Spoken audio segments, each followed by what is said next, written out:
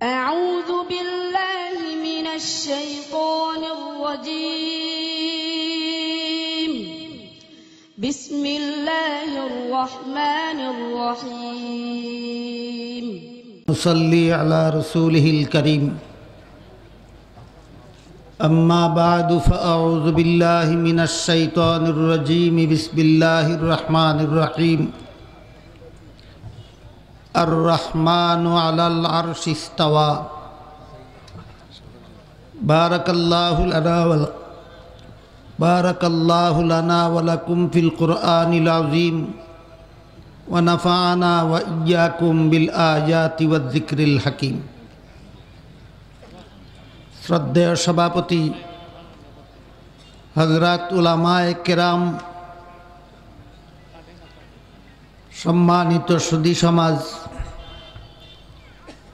দূর দূরান্ত থেকে আগত সর্বস্তরের মুসলমান ভাইয়েরা আমার ও আমার পর্দানিসীন মা ও বোনেরা, আপনাদের সামনে যে আয়াত তিলাওয়াত করেছি সেটা হলো সূরায়ে তাহা এর 5 নম্বর আয়াত। এই আয়াতের তাফসীর প্রসঙ্গে গত 2 বছর থেকে আলোচনা চলেছে।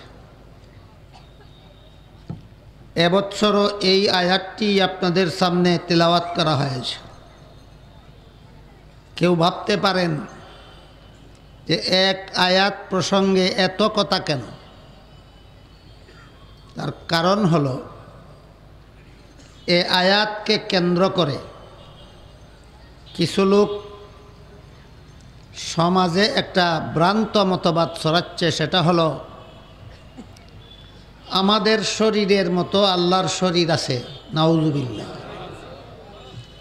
আমাদের হাতের মতো আল্লাহর হাত আছে, আমাদের পায়ের মতো আল্লাহর পা আছে, আমাদের চেহারার মতো আল্লাহর চেহারা আছে। আমরা যেভাবে চেয়ারে বসি আল্লাহ সেইভাবে আরশে বসেন। বুঝে থাকলে বলুন, এগুলি ইসলামের বিশুদ্ধ মতবাদ না ইসলামের নামে ভ্রান্ত মতবাদ? এই ভ্রান্ত মতবাদটা যারা সমাজে ছড়াচ্ছে তারা তাদের ভ্রান্ত মতবাদের পক্ষে সূরায়ে তাহা এর 5 নম্বর আয়াতকে দলিল হিসাবে পেশ করছে। কারণ এখানে আল্লাহ বলেন, আর রহমানু আলাল আরশি ইস্তাওয়া, দয়াল আল্লাহ আরশে সমাসীন হয়েছেন। সুজা বাংলায় আল্লাহ আরশে আছেন।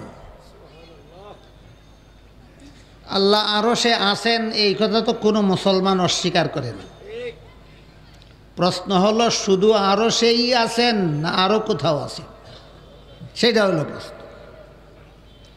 আল্লাহ আরশে আছেন একথা কোনো মুসলমান অস্বীকার করে না, কিন্তু শুধু আরশেই আছেন এই কথা ভুল।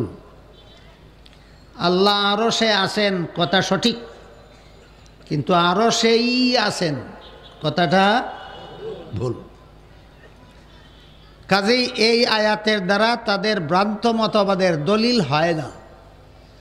তারপরও তারা টানা হেঁচড়া করে গায়ের জুড়েই এই আয়াতের দ্বারা তাদের ভ্রান্ত মতবাদের পক্ষে দলিল পেশ করে চলেছে যে আল্লাহ কোরআনে বলেছেন আল্লাহ আরশে আছেন। আল্লাহ কোরআনে বলেছেন আরশে আছেন, কিন্তু আরশেই আছেন এই কথা আল্লাহ কোরআনের কোথাও বলেন। আমি গতকালও আপনাদেরকে সামান্য বলেছি, এর আগের বছরও বলেছি, আল্লাহ পবিত্র কোরআনের বিভিন্ন আয়াতে আল্লাহ কোথায় আছেন তার বিস্তারিত বিবরণ দিয়েছেন। এক আয়াতে আল্লাহ বলেন, তোমাদের কোনো 3 ব্যক্তি যদি চুপি স্বরে কথা বলে, কালকেও বলেছি, মা মিন নাজওয়া সালাসাতিন ইল্লা হুয়া রাবিউহুম ওয়ালা খামসাতিন ইল্লা হুয়া সাদিসুহুম ওয়ালা আদনা মিন যালিকা ওয়ালা আকসারা ইল্লা হুয়া মাআহুম। তোমাদের তিনজন যদি কানে কানে কথা বলে আল্লাহ সেখানে চতুর্থ জন হিসাবে থাকেন। তোমাদের পাঁচজন যদি চুপিসরে কথা বলে আল্লাহ সেখানে ষষ্ঠ জন হিসাবে থাকেন। তিনজন আর পাঁচজন উদাহরণস্বরূপ বলা হলো। তিনজনের কম ব্যক্তি যেখানে আল্লাহ সেখানেও আছেন, পাঁচজনের বেশি ব্যক্তি যেখানে আল্লাহ সেখানেও আছে। এর দ্বারা প্রমাণ হলো আল্লাহ শুধু আরো সেই আছেন না সবখানেই আছেন। সুতরাং আল্লাহ আরো সে আছেন, এটা কোরআনের ভ্রান্ত ব্যাখ্যা। আল্লাহ সবখানেই আছেন, এটা কোরআনের সহি ব্যাখ্যা। আরো সেই আছেন না সবখানেই আছেন? সবখানেই আছেন।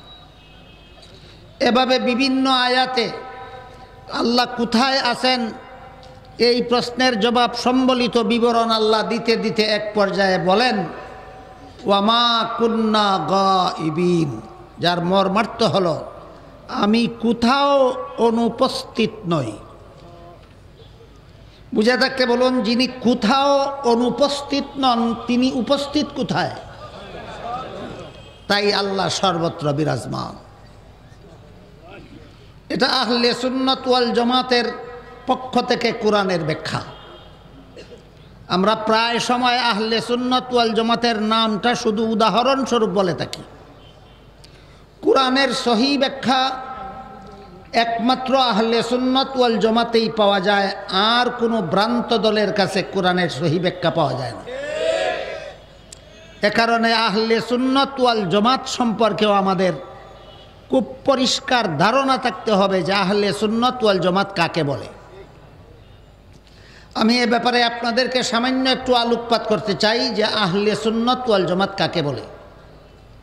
তারপরে আমি আপনাদের সামনে তুলে ধরতে চাই এ জাতীয় আয়াত, যে সমস্ত আয়াতের দ্বারা আল্লাহ কোনো সুনির্দিষ্ট জায়গায় আছেন বলে প্রমাণিত হয়, যে সমস্ত আয়াতের দ্বারা আল্লাহর চেহারা কথাটা উল্লেখ করা হয়েছে, যে সমস্ত আয়াতে আল্লাহর হাত আছে বলে উল্লেখ করা হয়েছে, যে সমস্ত আয়াতে বা হাদিসে রসুলের পা আছে বলে উল্লেখ করা হয়েছে, এ সমস্ত আয়াতে এবং হাদিসে আল্লাহর অবস্থান, আল্লাহর অঙ্গ প্রত্যঙ্গ বলতে বিশুদ্ধ ব্যাখ্যা মতে কী বলা হয়েছে, অর্থাৎ আহলে সুন্নাত ওয়াল জামাতের ব্যাখ্যা মতো এই কথাগুলির মর্ম কী, এই প্রশ্নের জবাবটা আমি কিছু পরে আপনাদের সামনে তুলে ধরতে চাই।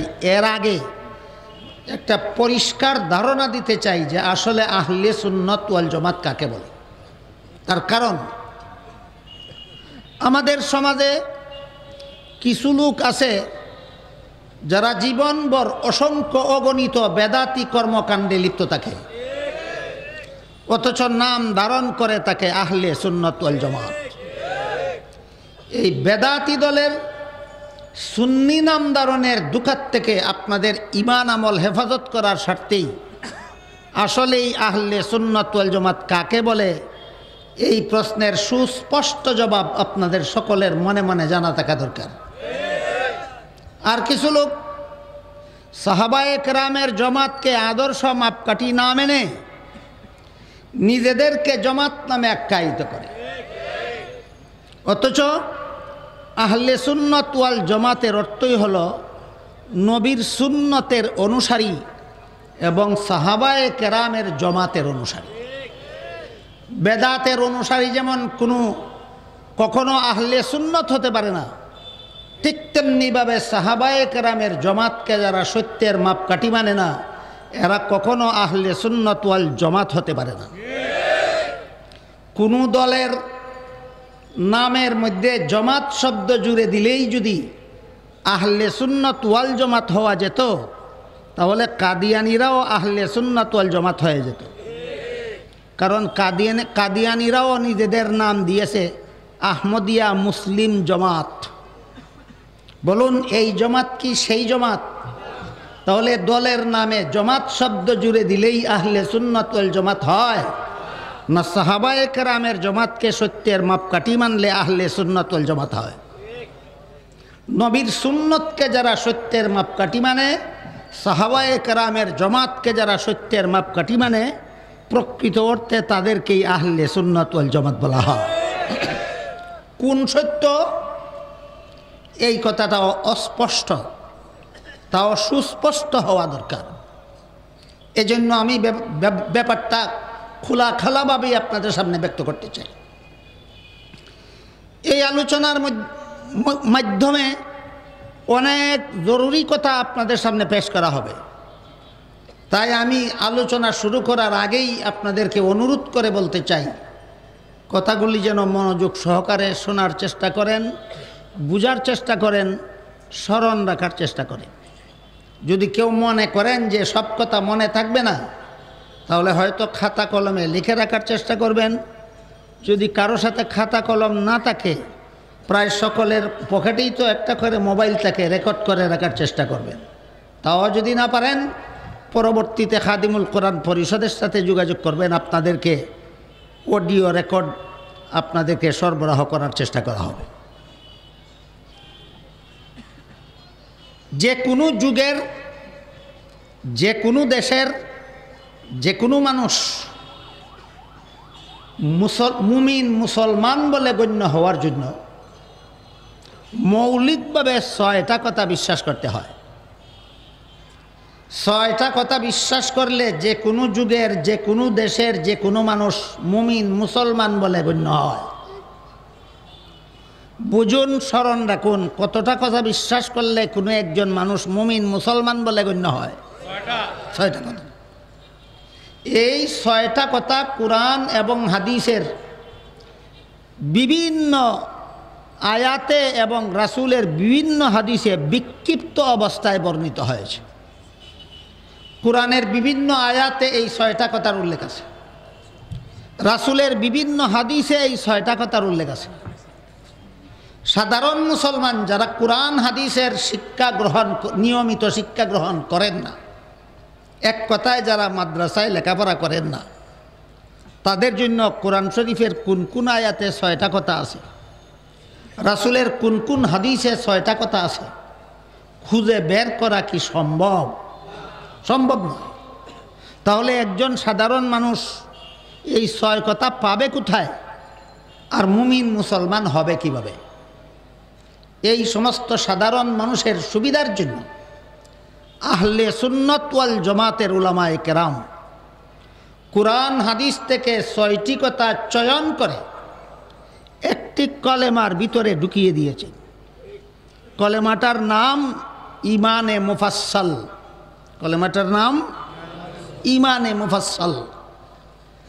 আমানতু বিল্লাহি ওয়া মালাইকাতিহি ওয়া কুতুবিহি ওয়া রুসুলিহি ওয়াল ইয়াউমিল আখিরি ওয়াল কদরি খাইরিহি ওয়া শাররিহি মিনাল্লাহি তাআলা ওয়াল বাসি বাদাল মাউত। আমার ছোটবেলায় দেখেছি প্রায় প্রতি গ্রামে গ্রামে মুসলমানদের বাচ্চাদেরকে মক্তবে শিক্ষা দেওয়া হতো। সেখানে এই সমস্ত কলেমা কালাম সমস্ত মুসলমান ছেলে মেয়েদেরকে শিক্ষা দেওয়া হতো। মুসলমান ছেলে মেয়েদেরকে এই সমস্ত ইসলামের মৌলিক শিক্ষা থেকে বঞ্চিত করার জন্য বর্তমান সমাজের কিছু জ্ঞান পাপী সুপরিকল্পিতভাবেই সকালবেলায় ভিন্ন রকম শিক্ষা ব্যবস্থা চালু করেছে, যেন মুসলমানের বাচ্চারা ঈমান আকীদা শিক্ষা করার সুযোগ থেকে বঞ্চিত থাকে। এ ব্যাপারেও আপনাদের সতর্ক হওয়া দরকার। সকালবেলায় মক্তবে মুসলমানের বাচ্চাদেরকে যে সমস্ত কলেমা শিক্ষা দেওয়া হতো, এর মধ্যে প্রথম কলেমা ছিল লা ইলাহা ইল্লাল্লাহু মুহাম্মাদুর রাসূলুল্লাহ। এই কলেমার সামান্য ব্যাখ্যা রয়েছে দ্বিতীয় কলেমায়, সেটা হলো কলেমায়ে শাহাদাত আশহাদু আল্লা ইলাহা ইল্লাল্লাহু ওয়াহদাহু লা শারীকা লাহ ওয়া আশহাদু আন্না মুহাম্মাদান আবদুহু ওয়া রাসূলুহু। কলেমায়ে শাহাদাতের আরও কিছু ব্যাখ্যা পাওয়া যায় ঈমানে মুজমালে। আমানতু বিল্লাহি কামা হুয়া বিআসমাইহি ওয়া সিফাতিহি ওয়া কাবিলতু জামিয়া আহকামিহি। ঈমানে মুজমালের বিস্তারিত ব্যাখ্যা রয়েছে ঈমানে মুফাসসালে। আমানতু বিল্লাহি ওয়া মালাইকাতিহি ওয়া কুতুবিহি ওয়া রুসুলিহি ওয়াল ইয়াউমিল আখিরি ওয়াল কদরি খাইরিহি ওয়া শাররিহি মিনাল্লাহি তাআলা ওয়াল বাসি বাদাল মাউত। আমার কথা বুঝে থাকলে একটু দয়া করে বলুন তো, প্রথম কলেমাটি কোনটি? কলিমায়ে তয়্যিবা, লা ইলাহা ইল্লাল্লাহু মুহাম্মাদুর রাসূল। আমাদের সমাজের যারা বলে আল্লাহ শুধু আরশেই আছেন, তারা এই কথাও বলে যে লা ইলাহা ইল্লাল্লাহু মুহাম্মাদুর রাসূলুল্লাহ, এটা মুসলমানের কলেমা নয়,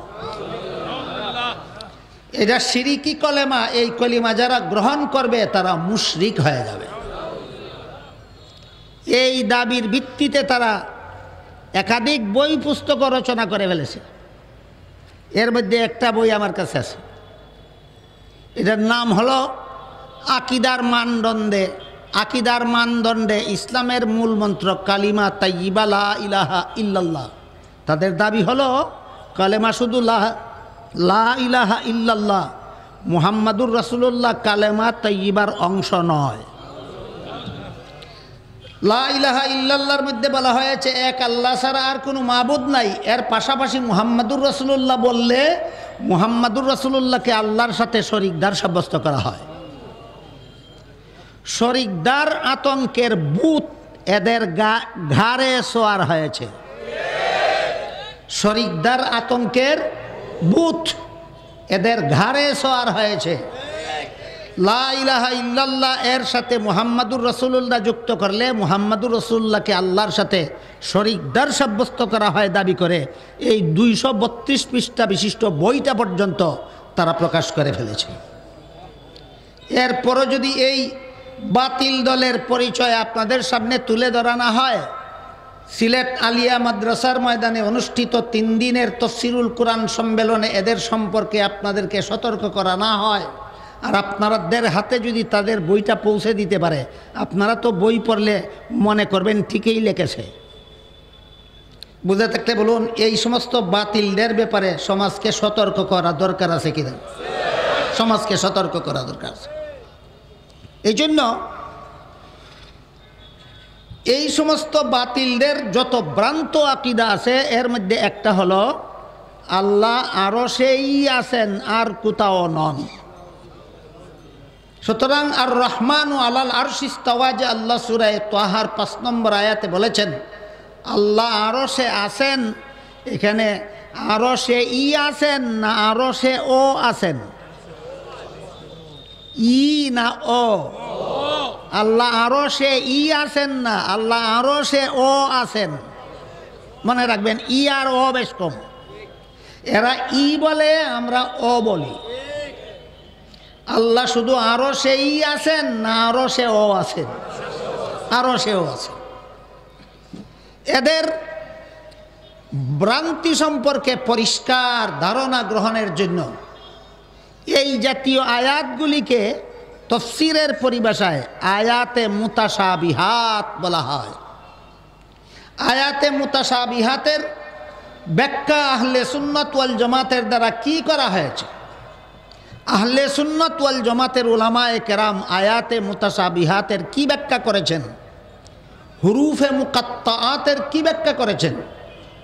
আপনারা যারা কোরআন তিলাওয়াতের অভ্যাস রাখেন, আপনারা অবশ্যই দেখেছেন বিভিন্ন সূরার শুরুতে আরবি বর্ণমালার কিছু অক্ষর উল্লেখ থাকে। আলিফ লাম মিম, আলিফ লাম রা, তাহা, ইয়াসিন। এইগুলি কোনো বাক্য না আরবি বর্ণমালার বিক্ষিপ্ত কতগুলি অক্ষর। এইগুলিকে তাফসীরের পরিভাষায় হুরুফে মুকাত্তাআত বলা হয়। আর এমন কিছু আয়াত আছে যেগুলির বাহ্যিক অর্থ আছে কিন্তু বাহ্যিক অর্থ উদ্দেশ্য নয়, তাহলে এগুলির রূপক অর্থ আছে। রূপক অর্থটা কি তাও সুস্পষ্টভাবে সুনির্দিষ্টভাবে আল্লাহর পক্ষ থেকে বলে দেওয়া হয়নি, ওইগুলিকে আয়াতে মুতাশাবিহাত বলা হয়।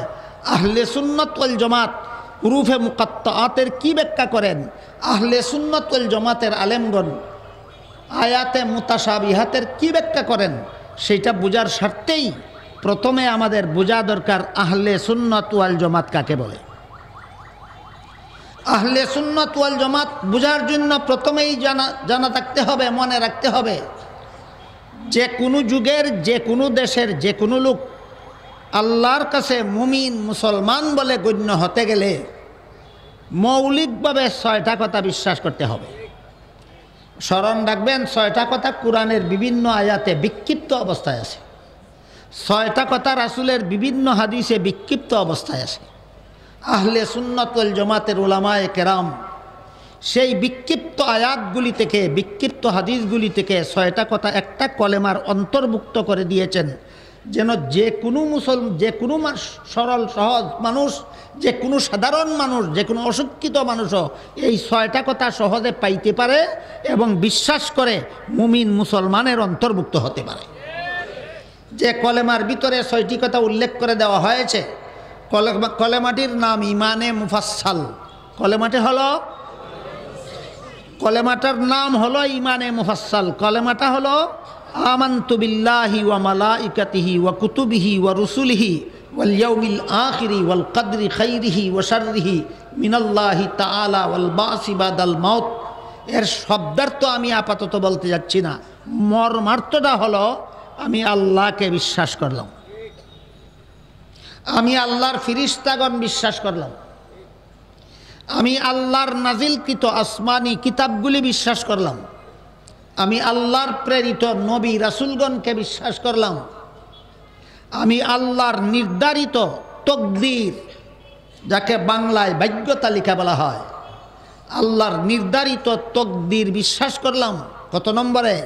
5 নম্বরে। 6 নম্বরে আমি পরকাল বিশ্বাস করলাম।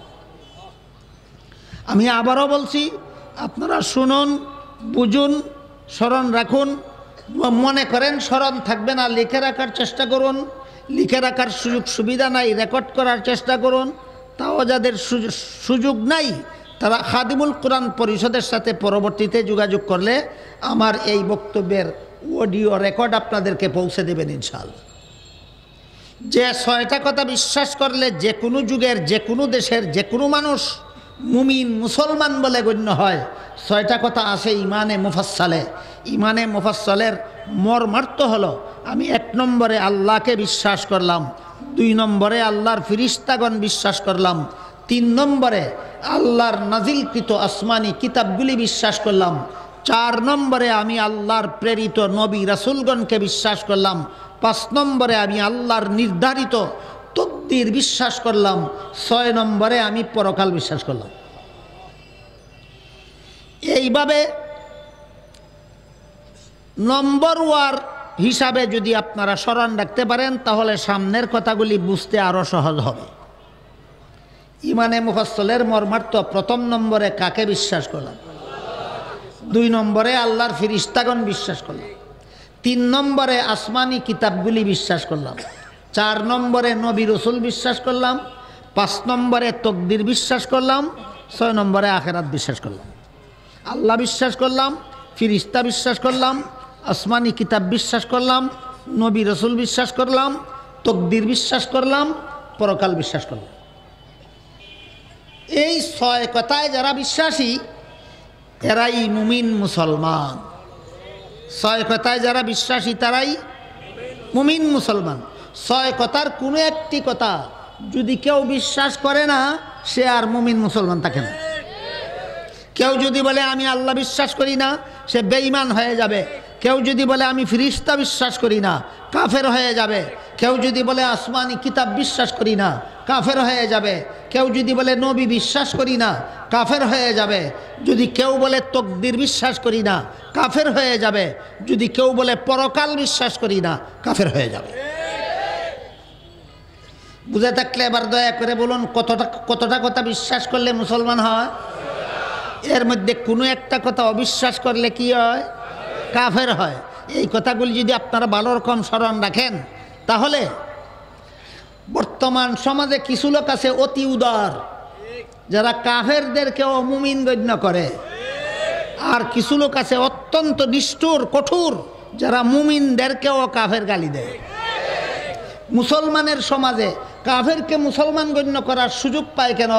মুসলমানের সমাজে মুসলমানকে কাফের বলার সুযোগ পায় কেন? সাধারণ মুসলমান জানে না যে একটা মানুষ কেমনে মুসলমান হয় আর কেমনে কাফির হয়। এই জন্য আজকের থেকেই আমরা স্মরণ রাখি, একটা মানুষ 6 কথা বিশ্বাস করলেই মুসলমান হয়, এর কোনো কথা অবিশ্বাস করলেই কাফের হয়।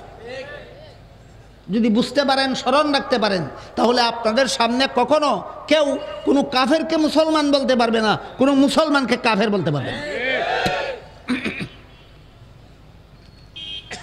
আমার কথা বুঝে থাকলে একটু দয়া করে বলবেন, আপনারা মুসলমান না কাফের? কেমনে জানেন? হ্যাঁ, আমি 6 কথা বিশ্বাস করি, আমি মুসলমান। আমাকে যদি কেউ কাফের বলে আমি প্রতিবাদ করব, তুই কেমনে আমাকে কাফের বললে প্রমাণ কর। আমি তো 6 কথা বিশ্বাস করি। এই 6 কথার কোনো একটা কথা অবিশ্বাস করলে কি হয়? কাফের হয়। আপনারা বলুন তো, কাদিয়ানিরা মুসলমান না কাফের? 6 কথা বিশ্বাস করলে কাফের হবে? তাহলে কোন কথা, 6 কথার কোন কথা অবিশ্বাস করার কারণে কাদিয়ানি কাফের হলো? যারা কাদিয়ানিদেরকে কাফের বলেন, আপনাদের প্রমাণ করতে হবে 6 কথার কোন কথাটা অবিশ্বাস করার কারণে কাদিয়ানি কাফের হইল। আপনারা যেমন লা ইলাহা ইল্লাল্লাহ কলেমা পড়েন, তারাও লা ইলাহা ইল্লাল্লাহ কলেমা পড়ে। আপনারা যেমন মুহাম্মাদুর রাসূলুল্লাহ কলেমা পড়েন, তারাও মুহাম্মাদুর রাসূলুল্লাহ কলেমা পড়ে। তাহলে হ্যাঁ, তাদের বইয়ে লেখা আছে মুসলমানের কলেমা লা ইলাহা ইল্লাল্লাহু মুহাম্মাদুর রাসূলুল্লাহ লেখা আছে। আপনারাও পড়েন লা ইলাহা ইল্লাল্লাহু মুহাম্মাদুর রাসূলুল্লাহ, তারাও কলেমা পড়ে লা ইলাহা ইল্লাল্লাহু মুহাম্মাদুর রাসূলুল্লাহ। আপনারা মুসলমান হলে তারা কাফের কেন? 6 কথার কোন কথা অস্বীকার করার কারণে তারা কাফের হলো? 6 কথার প্রথম কথা কি ছিল? আল্লাহকে বিশ্বাস করি। দ্বিতীয় কথা ছিল আল্লাহর ফিরিস্তা বিশ্বাস করি। তৃতীয় কথা ছিল আসমানি কিতাব বিশ্বাস করি। চতুর্থ কথাটা কি ছিল? নবী রাসূলকে বিশ্বাস করি। চতুর্থ কথা ছিল নবী রাসূলকে বিশ্বাস করি। যারা নবী রাসূল, এদেরকে নবী রাসূল বিশ্বাস করতে হবে। যারা নবী নয়, এদেরকে নবী বিশ্বাস করা যাবে না। 3 নম্বর 6 কথার 3 নম্বর কথাটা কি? আসমানি কিতাব বিশ্বাস করি। আসমানি কিতাবগুলির মধ্যে কোরআন কি একটা আসমানি কিতাব? বুঝে শুনে বলেন, কোরআন একটা আসমানি কিতাব। এই কোরআনের সূরা আহজাবের 40 নম্বর আয়াতে আল্লাহ পাক রব্বুল আলামিন বলেন, মা কানা মুহাম্মাদুন আবা আহাদিম মির রিজালিকুম ওয়ালাকির রাসূলুল্লাহি ওয়া খাতামান নাবিয়্যিন। মুহাম্মদ সাল্লাল্লাহু আলাইহি ওয়াসাল্লাম তোমাদের কোন যুবকের বংশগত পিতা নন, বরং তিনি আল্লাহর রাসূল এবং খাতামুন নাবিয়্যিন। বলুন, কোরআনে মুহাম্মাদুর রাসূলুল্লাহকে খাতামুন নবিয়্যিন বলা হয়েছে কিনা? বলা হয়েছে। তিরমিজি শরীফের হাদিসে উল্লেখ আছে, রাসূল করিম সাল্লাল্লাহু আলাইহি ওয়াসাল্লাম বলেন, লা তাকুমুস সাআতু হাত্তা ইউবআসা দাজ্জালুনা কাজ্জাবুনা কুল্লুহুম ইয়াজআমু আন্নাহু নাবিয়্যুন ওয়া আনা খাতামুন নাবিয়্যিন লা নাবিয়্যা বাদি। হাদিসের সংক্ষিপ্ত অর্থ হলো, আল্লাহর রাসূল বলেন, কোরআনে যে আল্লাহ আমাকে খাতামুন নাবিয়্যিন বলেছেন, কোন সূরার কত নম্বর আয়াতে? সূরা আহজাবের 40 নম্বর আয়াতে আল্লাহ আমাদের নবীকে খাতামান নাবিয়্যিন বলেছেন। এর মর্ম হলো খাতামুন নাবিয়্যিন। আল্লাহর রাসূল বলেন, এই খাতামুন নবিয়্যিনের অর্থ হলো আমার পরে আর কেউ নবী হবে না। আল্লাহ বলেছেন খাতামুন নবিয়্যিন, রাসূল বলেন এর অর্থ হলো আমার পরে কেউ নবী হবে না। তাইলে কোরআনের ঘোষণা মতো আমরা রাসূলকে খাতামুন নবিয়্যিন বিশ্বাস করি, ওনার পরে আর কেউ নবী হবে না বিশ্বাস করি। কাদিয়ানিরা বলে হবে। কোরআনের সূরা আহজাবের 40 নম্বর আয়াত মানলো না অমান্য করলো? তাহলে 6 কথার কত নম্বর কথা অমান্য করায় কাদিয়ানি কাফের? 3 নম্বর। 3 নম্বর কথা কি? আসমানি কিতাব বিশ্বাস করা। কোরআন আসমানি কিতাব। এখানে আল্লাহ আমাদের নবীকে খাতামান নাবিয়্যিন বলেছেন, রাসূল নিজে তার ব্যাখ্যা করেছেন আমার পরে কেউ নবী হবে না। কাদিয়ানিরা বলে হবে। সুতরাং কোরআন মানলো না, কোরআনের সূরা আহজাবের 40 নম্বর আয়াত মানলো না। সুতরাং এই 6 কথার 3 নম্বর কথা অমান্য করার কারণে কাদিয়ানি কাফের। উদাহরণ বুঝে থাকলে এবার বলুন, একটা মানুষ কাফের হয় কিভাবে? ছয় কথার কোনো একটি কথা না মানলে কাফের হয়। আর দুনিয়ার কোনো মানুষ মুমিন মুসলমান হয় কিভাবে? ছয় কথা একত্রে ছয় কথা মানলে। কয়েক বছর আগে ব্রাহ্মণবাড়িয়াতে এক রাজনৈতিক দলের এক সভা হলো। সেই দলের এক বড় নেত্রী বক্তৃতায় বলে দিলেন, কাদিয়ানিরা মুসলমান না কাফের তা আল্লাহই ভালো জানেন। কাদিয়ানিরা মুসলমান না কাফের তা আল্লাহই ভালো জানেন। কিছুদিন পরে ওই মাঠে আমার এরকম এক সভা। সেই সভায় লিখিতভাবে আমাকে প্রশ্ন করা হলো যে কেউ যদি বলে কাদিয়ানিরা মুসলমান না কাফের তা আল্লাহই ভালো জানেন, তাহলে এই ব্যাপারে আপনি কি বলেন? আমি বললাম, এই ব্যাপারে আমি বলি, যেই নেত্রী বলেছে কাদিয়ানিরা মুসলমান না কাফের আল্লাহই ভালো জানেন, সেই নেত্রীটাও মুসলমান না কাফের আল্লাহই ভালো জানেন।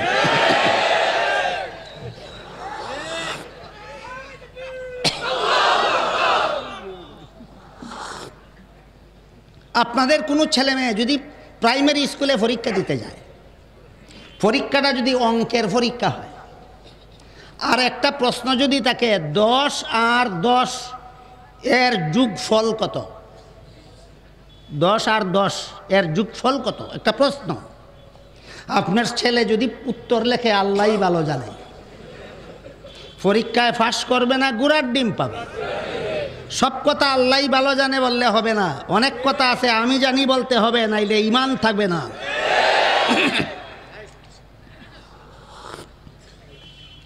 10 আর 10 এর যোগফল কত আল্লাহই ভালো জানে, লেখলে পরীক্ষা পাস করবে না গুড়ার ডিম পাবে। ঠিক তেমনিভাবে কাদিয়ানিরা কাফের না মুসলমান আল্লাহই ভালো জানে, যে বলবে তার ঈমানের কুটায় গুড়ার ডিম ছাড়া কিছু নাই।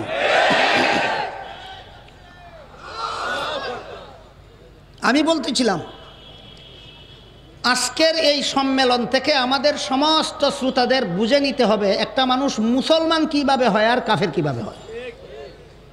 আমার কথাগুলি বুঝে থাকলে বলুন তো, একটা মানুষ মুসলমান কিভাবে হয়, কাফের কিভাবে হয়? ছয় কথার কোনো একটা কথা অমান্য করলেই কাফের হয়ে। এবার বলুন, আপনারা মুসলমান না কাফের আল্লাহই ভালো জানে? আপনারা মুসলমান না কাফের আল্লাহই ভালো জানে? না আমি জানি আমি মুসলমান। কেমনে জানলেন? আমি ছয় কথা বিশ্বাস করি, আমিও জানি আমি মুসলমান। এবার শুনুন, হাদিস শরীফে উল্লেখ আছে, হযরত রাসূল করিম সাল্লাল্লাহু আলাইহি ওয়াসাল্লাম বলেন, তাফাররাকাত বানু ইসরাঈল আলা সিনতাইনি ওয়া সাবঈনা মিল্লাহ কুল্লুহুম ফিন নারি ইল্লা ওয়াহিদা ক্বালু মা হিয়া ইয়া রাসূলাল্লাহ ক্বালা মা আনা আলাইহি ওয়া আসহাবি আও কামা ক্বালা আলাইহিস সালাতু ওয়াস সালাম। হাদিসের সিহাসিত্তার বিভিন্ন কিতাবে হাদিসটা সামান্য শব্দগত তারতম্যের মাধ্যমে একই অর্থবোধক এই হাদিসটা হাদিসের বিভিন্ন কিতাবে উল্লেখিত আছে। এই হাদিসের মর্মার্থ হল, আল্লাহর রাসূল বলেন,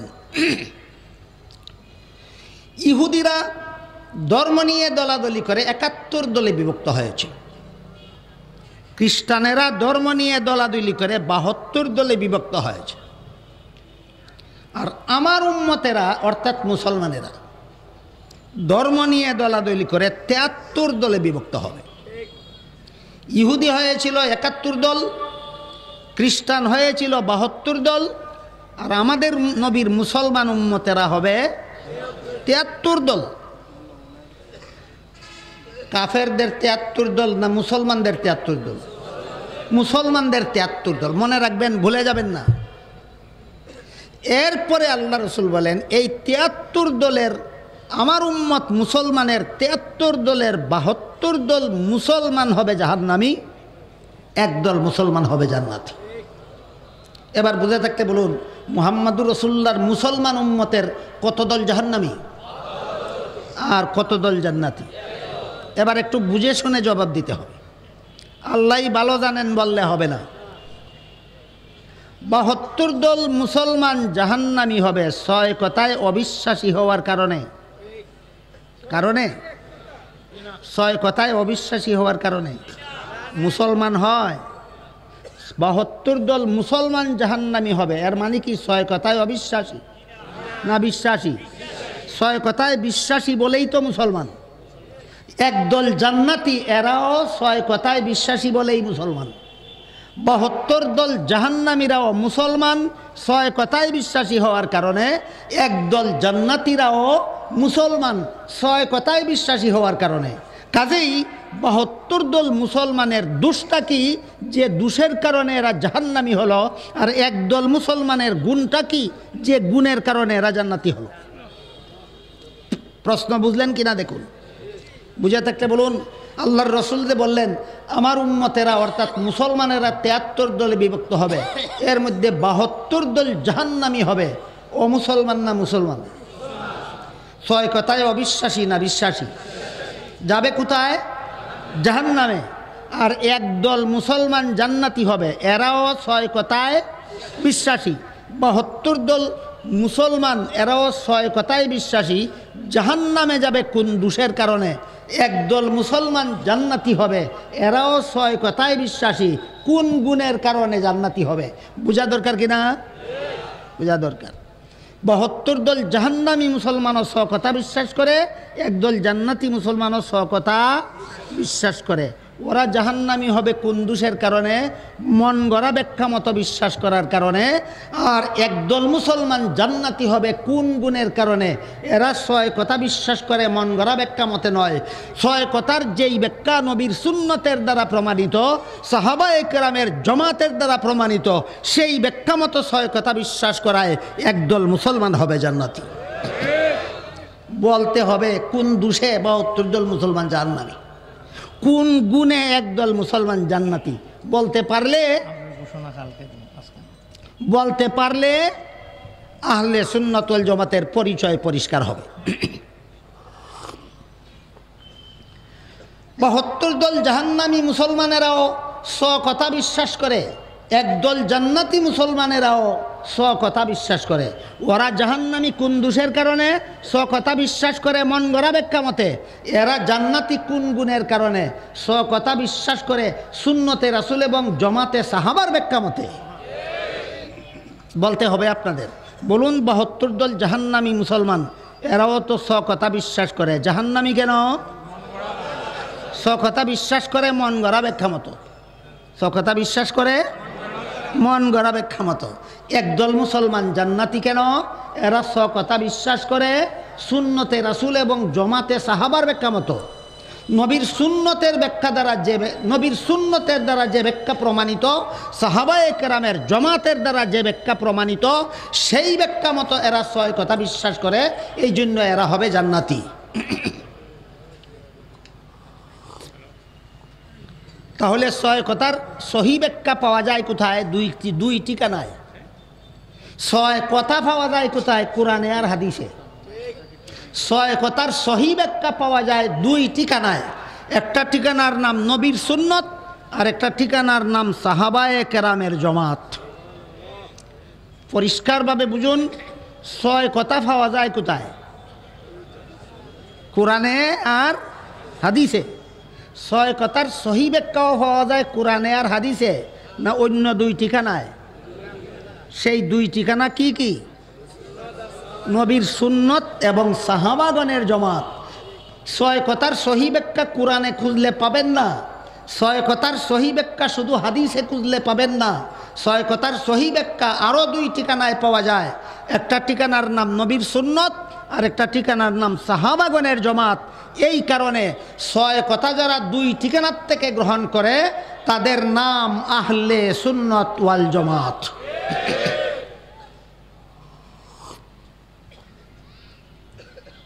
কাজেই একটা মানুষ মুসলমান না কাফের, এই প্রশ্নের জবাব আলাদা। একটা মুসলমান আহলে সুন্নত ওয়াল জামাত না বাতিল, সেই প্রশ্নের জবাব আলাদা। 6 কথার কোনো কথা বিশ্বাস না করলে বাতিল, শুধু বাতিল নয়, কাফের হয়। আর সুন্নতে রাসূল এবং জমাতে সাহাবার ব্যাখ্যা গ্রহণ না করলে কাফের হইয়া যায় না বাতিল? বাতিলে আর কাফির একটু বেশ কম আছে। যে কাফের হইয়া যায় তার ইমানেই থাকে না। আর যে বাতিল, তার ইমান থাকতে পারে, কিন্তু ইমানটা বিশুদ্ধ ইমান নয়, অবিশুদ্ধ ইমান।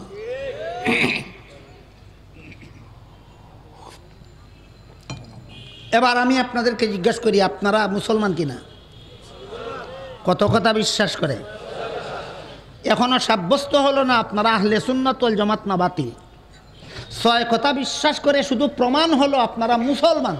কিন্তু মুসলমানের 73 দলের জান্নাতি দলের অন্তর্ভুক্ত না এক দল জান্নাতি দলের অন্তর্ভুক্ত না 72 দল জাহান্নামীদের অন্তর্ভুক্ত, এটা শুধু 6 কথা বিশ্বাস করলে প্রমাণ হবে না। প্রমাণ হবে তখন যে এই 6 কথার ব্যাখ্যা আপনি মন গড়াভাবে গ্রহণ করেন না সুন্নতে রাসূল এবং জমাতে সাহাবার ব্যাখ্যা মতো গ্রহণ করেন। যদি বলেন 6 কথার ব্যাখ্যা আমি যেভাবে বুঝি সেভাবে গ্রহণ করি, 6 কথা বিশ্বাস করার কারণে মুসলমান, মন গড়া ব্যাখ্যা গ্রহণ করার কারণে জাহান্নামী মুসলমান। আর যদি বলেন 6 কথা আমি গ্রহণ করি নবীর সুন্নতের ব্যাখ্যা মতো, সাহাবায়ে কেরামের জমাতের ব্যাখ্যা মতো, আপনি মুসলমানও, আপনি আহলে সুন্নাত ওয়াল জামাত, আপনি জাহান্নামী মুসলমান নন, আপনি জান্নাতি মুসলমান।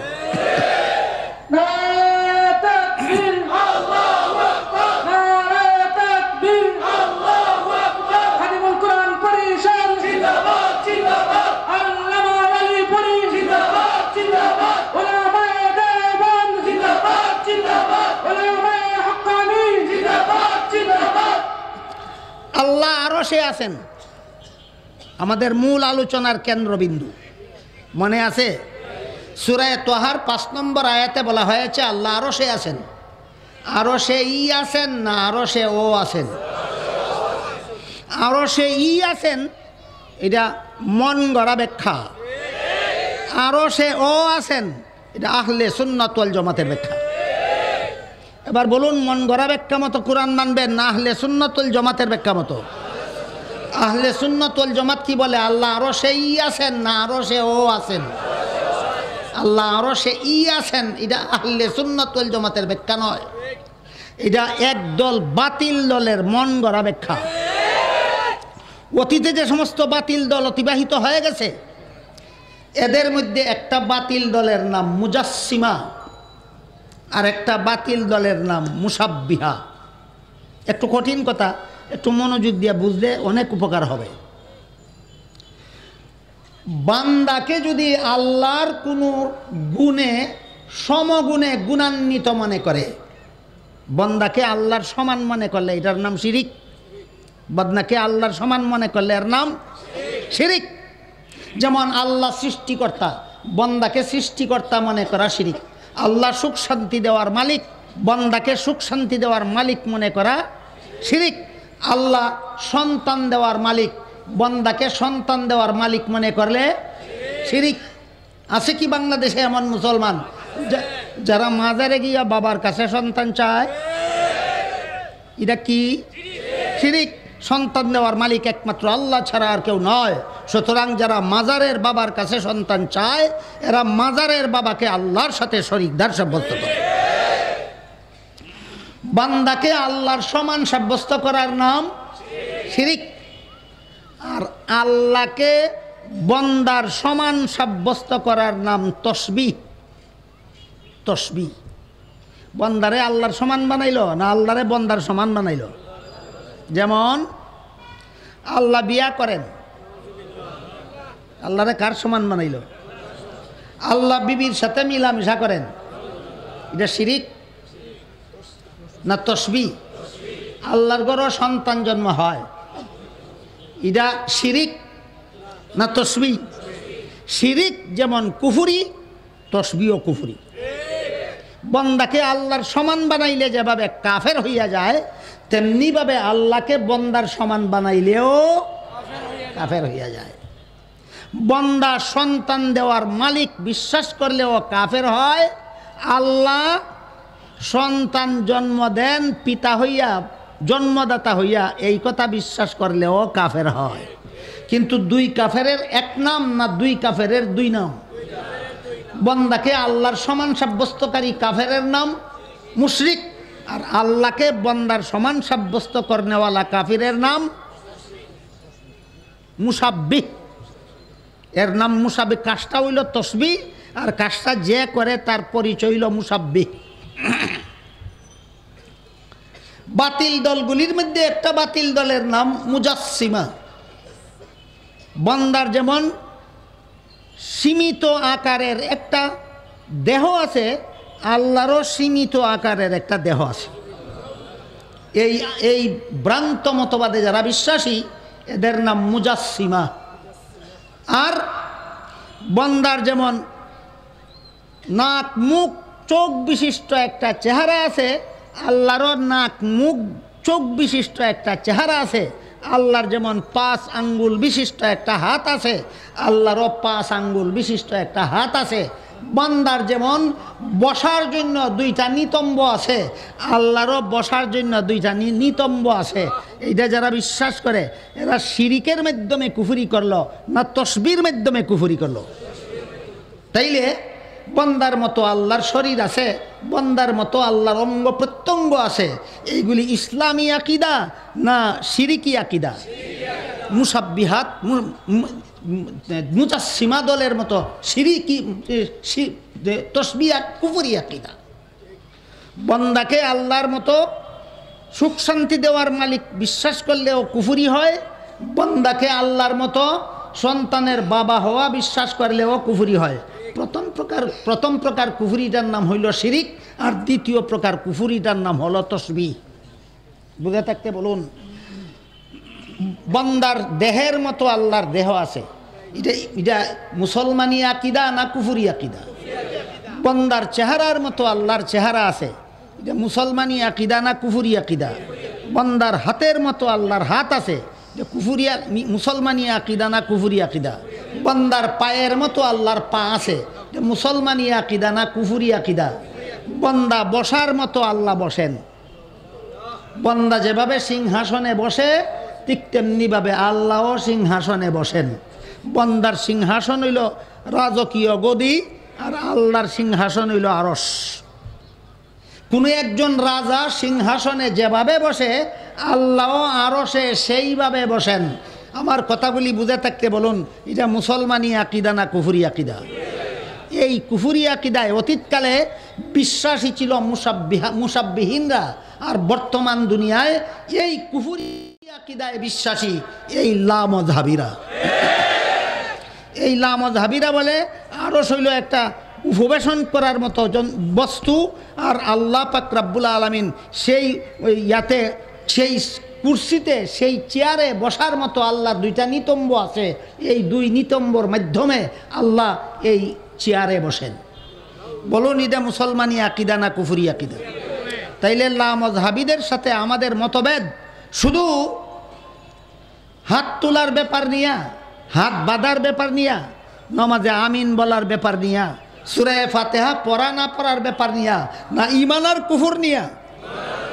এরা কুফরি আকিদায় বিশ্বাসী, আমরা মুসলমানি আকিদায় বিশ্বাসী। এরা যে সমস্ত কুফরি আকিদায় বিশ্বাসী এর মধ্যে একটা হলো এরা লা ইলাহা ইল্লাল্লাহু মুহাম্মাদুর রাসূলুল্লাহ এই কলেমাকে কুফরি কলেমা বলে। এই 232 পৃষ্ঠা বিশিষ্ট এই বইয়ের মধ্যে প্রমাণ করার ব্যর্থ চেষ্টা করেছে যে লা ইলাহা ইল্লাল্লাহু মুহাম্মাদুর রাসূলুল্লাহ কলেমাটি কোরআনের কোনো আয়াতেও নাই, রাসূলের কোনো সহি হাদিসেও নাই। সুতরাং এই কলেমায় যারা বিশ্বাসী এরা সব মুশরিক। আমরা দেখেছি কোরআনের কোনো আয়াতে লা ইলাহা ইল্লাল্লাহ আছে, কোরআনের কোনো আয়াতে মুহাম্মাদুর রাসূলুল্লাহ আছে, আর রাসূলের অনেকগুলি সহি হাদিসে লা ইলাহা ইল্লাল্লাহু মুহাম্মাদুর রাসূলুল্লাহ একত্রে আছে। সুতরাং লা ইলাহা ইল্লাল্লাহু মুহাম্মাদুর রাসূলুল্লাহ কলেমা রাসূলের কোনো সহি হাদিসে নাই, না অনেকগুলি সহি হাদিসে আছে? এই কথাটা লিখেছে যে সে লেখাপড়া করেছে কোন মাদ্রাসায় জানেন? প্রাইমারি স্কুল, হাই স্কুল এবং কলেজে লেখাপড়া করেছে। আপনারা বলুন, বর্তমান বাংলাদেশের প্রাইমারি স্কুলের সিলেবাসে যে সমস্ত বই আছে, বর্তমান বাংলাদেশের হাই স্কুলে যে সমস্ত পাঠ্যভুক্ত বই আছে, বর্তমান বাংলাদেশের কলেজ ভার্সিটিতে যে সমস্ত পাঠ্যভুক্ত বই আছে, এই বইগুলিতে রাসূলের সবগুলি সহি হাদিস উল্লেখ আছে, কোরআনের বিধান সংক্রান্ত সবগুলি আয়াত আছে। তাহলে যেই ব্যক্তি কোরআনের আয়াত যেখানে আছে সেখানে লেখাপড়াই করলো না, যে ব্যক্তি রাসূলের সহি হাদিস যে প্রতিষ্ঠানে শিক্ষা দেওয়া হয় সেই প্রতিষ্ঠানের বারান্দায়ও পাড়া দিল না, তাকে কে বলল নাগালে না পাওয়া অঙ্গখানা চুলকাতে যাওয়ার জন্য? এটাকে বাংলায় বলে নাগালে না পাওয়া অঙ্গখানি চুলকাতে যাওয়া। অন্য ভাষায় বলা হয় কর্মকার হয়ে স্বর্ণালঙ্কার বানানোর চেষ্টা করা। কামার চিনেন আপনারা? কামার, কামারে গলার হার বানাইতে জানে নাকি কুড়াল বানাইতে জানে? কামারে যা বানায় তা গলার হার নয়, তা কুড়াল হতে পারে। ঠিক তেমনিভাবে বর্তমান বাংলাদেশের primary school, high school, college, ভার্সিটির সিলেবাস পড়ুয়ারা যদি কিছু করতে পারে তাহলে যন্ত্রপাতি আবিষ্কার করতে পারে। কোরআনে কি আছে, হাদিসে কি আছে, এইটা নিয়ে নাক গলাবার অধিকার তাদের নয়।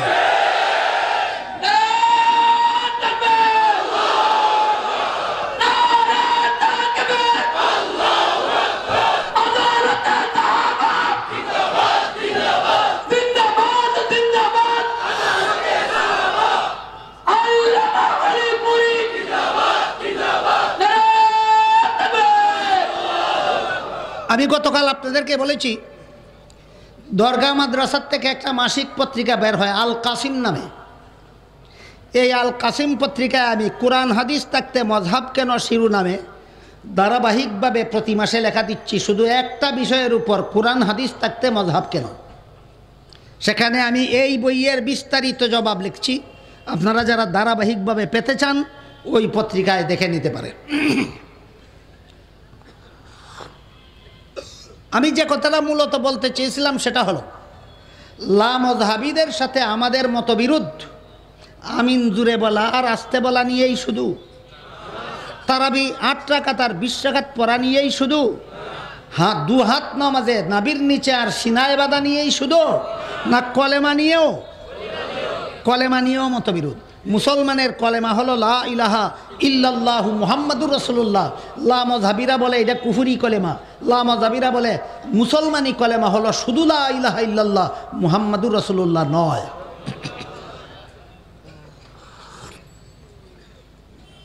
আপনারা অনেকেই জানতে পারেন ঐতিহাসিক হুদাইবিয়ার সন্ধি চুক্তিতে উভয় পক্ষ যখন একমত হইল কতগুলি শর্ত শরাইতের মাধ্যমে, তখন এই সন্ধি চুক্তিটা লেখার জন্য হযরত আলী রাদিয়াল্লাহু তাআলা আনহুকে দায়িত্ব দেওয়া হল। আলী হুদাইবিয়ার সন্ধি চুক্তির হেডিং লিখেছিলেন কুরাইশ বংশের সর্দারদের মধ্যে আর মুহাম্মাদুর রাসূলুল্লাহর মধ্যে সম্পাদিত চুক্তিনামা। কুরাইশ বংশের সর্দারদের মধ্যে আর কার মধ্যে? মুহাম্মাদুর রাসূলুল্লাহ।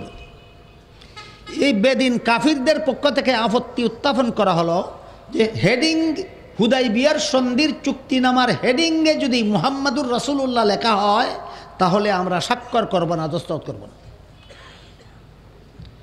কেন? তারা বলে মুহাম্মদকে আমরা রাসূলুল্লাহ মানি না, এই জন্যই তো তোমাদের সাথে সংঘর্ষ। মুহাম্মদকে রাসূলুল্লাহ মানার কারণে না না মানার কারণে? মুসলমান না কাফের? শুধু আল্লাহ মানলেই মুসলমান হয় না সাথে মুহাম্মাদুর রাসূলুল্লাহ মানতে হয়? এই জন্য শুধু লা ইলাহা ইল্লাল্লাহ মানলে মুসলমান হয় না, সাথে মুহাম্মাদুর রাসূলুল্লাহ মানতে হয়। আল্লাহর রাসূল হযরত আলীকে বললেন এই চুক্তিনামাটা ছিল 10 বছর মেয়াদি। কতদিন মেয়াদি? 10 বছর মেয়াদি চুক্তিনামার কাগজে মুহাম্মদ নামের সাথে রাসূলুল্লাহ লেখলেই কি আসে যায়, না লেখলেই কি আসে যায়? আমি তো 10 বছর মেয়াদি রাসূলুল্লাহ নই, আমি তো চিরস্থায়ী রাসূলুল্লাহ। 10 বছর মেয়াদি কাগজে মুহাম্মাদুর রাসূলুল্লাহ লেখলেই কি আসে যায়, না লেখলেই কি আসে যায়? শান্তি চুক্তিটা হয়ে যাক, আব্দুল্লাহর পুত্র মুহাম্মদ লিখে ফেলো। আলী বলেন হুজুর আমি মুহাম্মদ নামের সাথে রাসূলুল্লাহ লিখে ফেলেছি, এখন যদি আব্দুল্লাহর পুত্র মুহাম্মদ লিখতে হয় তাহলে মুহাম্মদ নাম থেকে রাসূলুল্লাহ শব্দটা কেটে দিতে হয়। আমার সাহস নাই মুহাম্মদ নাম থেকে রাসূলুল্লাহ কেটে দেওয়ার। রাসূল বলেন তোমার সাহস না থাকলে কাগজ কলম আমার হাতে দাও। আল্লাহর রাসূল নিজের হাতে কাগজ কলম নিয়ে ঐতিহাসিক হুদাইবিয়ার সন্ধির চুক্তিনামা লিখলেন মক্কার কুরাইশ বংশের সর্দারদের মধ্যে আর আব্দুল্লাহর পুত্র মুহাম্মদের মধ্যে সম্পাদিত চুক্তিনামা। এটাকে কেন্দ্র করে আল্লাহ পবিত্র কোরআনের দীর্ঘ একটি সূরা নাজিল করেছেন। সূরাটির নাম সূরাতুল ফাতহ। সূরাতুল ফাতহ, এই সূরাতুল ফাতহের ভিতরে আল্লাহ পাক রব্বুল আলামিন এই কলেমায়ে তাইয়্যিবা লা ইলাহা ইল্লাল্লাহু মুহাম্মাদুর রাসূলুল্লাহকে